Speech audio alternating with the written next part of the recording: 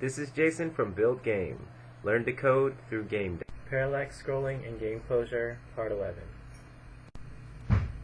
Okay, so we just did a simple animation with our new BG animate method.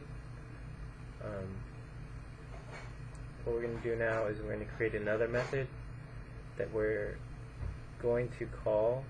We have reset a view. We also want a new view method, and we would potentially want to do other things in this rather than call the animation method again. But in this case, we're only going to use this to call the animation again so that we get a loop going. Alright, so we have that new method, which is just going to be called in the next.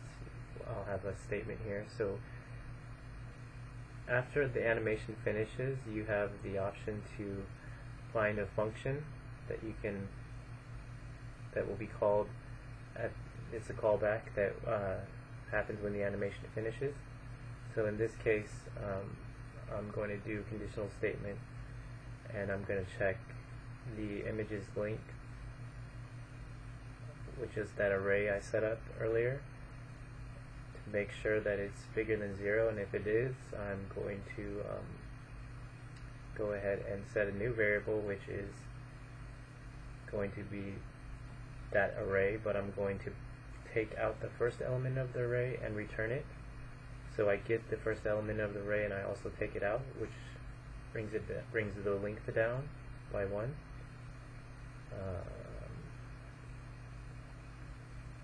I also need to find out the in position of the last image that was put onto the screen. So that's what I'm doing right here. I just, for the last iteration of that loop, I'll pull out that number, and I'll call that this end. So this end now will be incremented every time that I run through this loop. So it'll keep putting those images on the end, like I showed in my little drawing, and then I'll put this scroll also gets added on, and then we'll update the style that will send that image to the end, and then we'll call new view, which will start this animation function over again. And else, if I've removed everything from the array, we're going to go ahead and reset everything. So the scroll X becomes a width again, which should be clear. And then we're going to get the image pool object, and we're going to release all of those objects that we've been manipulating. It's a built-in method.